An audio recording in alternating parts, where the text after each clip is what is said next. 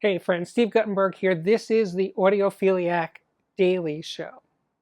Now, I was going to do a headphone review, and I am going to do a headphone review, but not the headphone that I set out to review. It's a very expensive in-ear headphone. I'm not going to tell you what it is. But I listened to it for about a week. I really liked it. But then just before I was really going to sit down and take notes, I pulled out my Audeze LCDi4 in-ear headphone, compared the two, and it was a total wipeout. I mean, the LCDi4 was so much better, so much more transparent and pure and open in ways that pretty much all other in-ear headphones aren't. Most in-ear headphones are in your head. The sound is in your head. And the LCDi4, by comparison, is so much more spacious and open and less in your head. And that's what we all want from our headphones, right? Is for the sound not to be stuck inside our cranium, but to just be out there, right?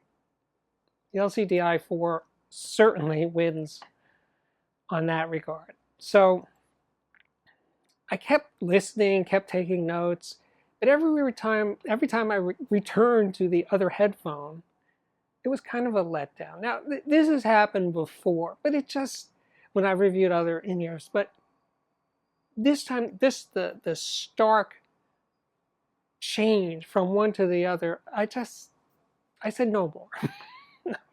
I can't review that headphone in good conscience. Not a bad headphone. It's just that the LCDi4 is so much better. But there is a but, of course. The but is that it's $2,495. Okay. But that's the flagship Audeze in-ear headphone. So I pulled out the Audeze iSine 10, which is much less expensive. It's $349. And you know what? It actually has a lot of what makes the LCDi4 great. They're not the same. But the iSine 10 for $349 is just so good in ways that few in-ear headphones at any price are. So that's what I'm going to do today, is I'm going to talk about both of these headphones. Now, they're both in-ear headphones, but in a way they're kind of like on-ear headphones, that they're relatively large and they stick out from your ears a little bit. And they have nozzles that go sort of in your ears. So that's why they're classified as in-ears, but they're kind of like on-ear headphones. So they're different. They're both planar magnetic. They're both open back planar magnetic, and they're both made, well, designed and made in California. But that's not what makes them special. What makes them special is their sound. And their sound is just so big as in-ear headphones go. It's just a different sense, a different scale. It's more like an on-ear headphone, but not really the same. But there you go. I'm keep having to bounce back and forth, contradicting myself, because they're just their own thing. They're not like other in-ears. They're not like other over-ears or on-ears. They have their own sound. And I got to cut to the chase and tell you one thing right up front, is I think the LCDi4 is my favorite Audeze headphone. It is the most transparent. It is the one that is closest to the ideal of an electrostatic sound that planar magnetics frankly don't do. But this planar magnetic, the LCDi4, does. Now, you'd say, well, why don't you just get an electrostatic? Like the Shure makes an in-ear electrostatic headphone. And I've reviewed it and I like it. But well, it doesn't have the dynamic oomph, slam, and power of these Audeze in-ear headphones. And it certainly doesn't have the bass of these headphones. So the Shure electrostatic is fast and pure and clear, and maybe even a little clearer than the Audezes. But it falls far behind the Audezes in terms of dynamics and bass. Okay, so they're both planar magnetic open back headphones. Now, I'm sure there are other in-ear headphones that are open back, but they're pretty rare. Most in-ear headphones are closed and you can't hear the world around you, which is good because they isolate you from the noise around you. These headphones won't do anything to hush the noise around you. The noise comes in unabated through these headphones. They both have 30mm planar magnetic drivers. The driver in the LCDi4 is lighter and thinner and faster and more high-tech. The i4 has a magnesium grill, looks really, really cool. The iSine 10 is plastic. It's not as cool, but it's cool enough, definitely cool enough. I'm not going to remember all the details and numbers, but I will link to all that stuff in the description below this video. But the price, I did mention the price? Yeah, I think so. The price of the iSine 10 is $349. The LCDi4 is $2,495. Okay, Steve, you're asking, I know you're wondering, what did I listen to these things on? Right? Okay, good question. So I used my phone hooked up to either an AudioQuest Dragonfly Red or the AudioQuest Cobalt. They're $200 and $300 respectively. They're both DAC/headphone amplifiers. Both of those DACs with both of those headphones work extremely well. But being I'm a high-end kind of guy, and the LCDi4 is definitely a high-end headphone, so I also used the LCDi4 with a Mytek Brooklyn DAC Plus.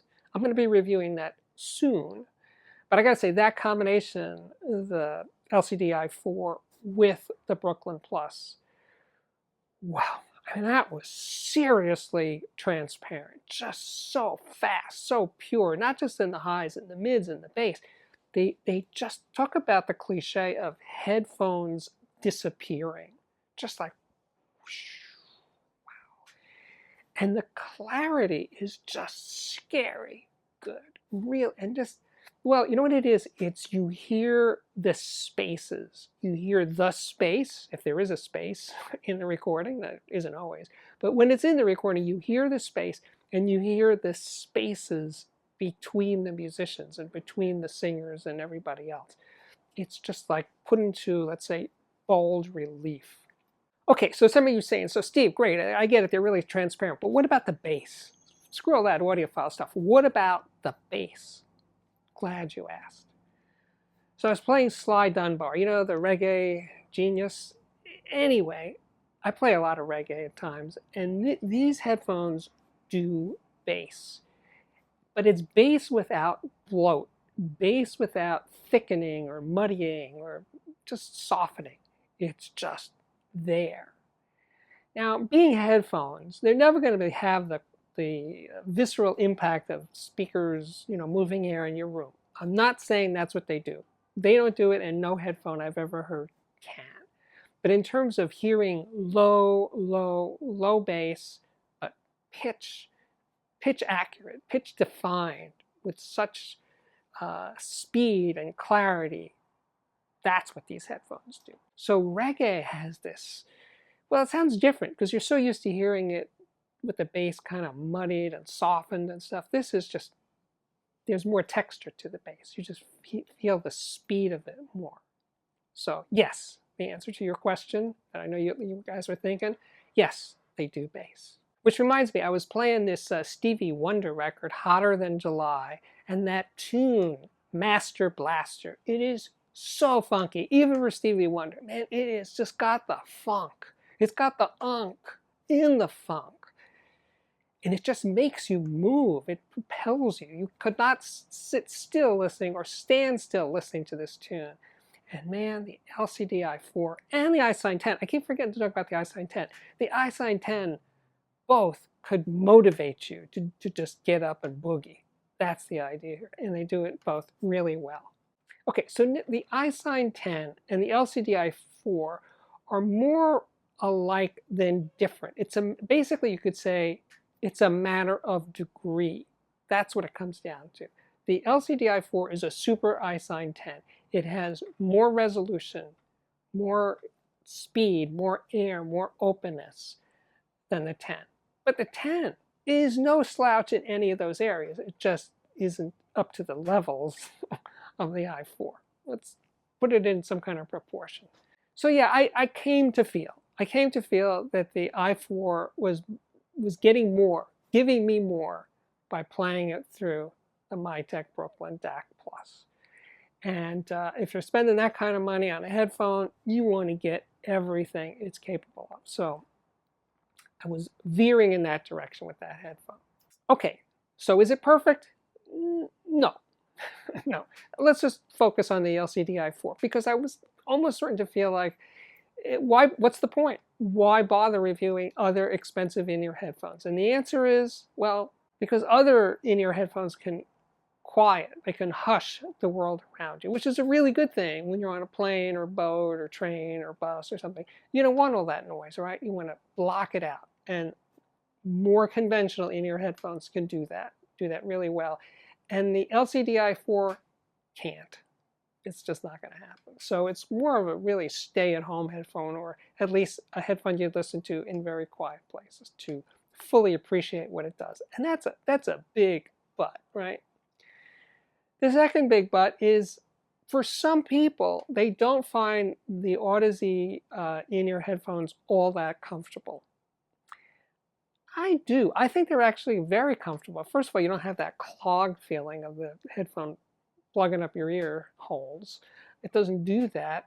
But the way the ear hooks hold the headphones on your ears, some people find that annoying. I don't. I actually think it's fine. But it's just saying it is a concern for some people, but not for me. And all I can do is speak from personal experience.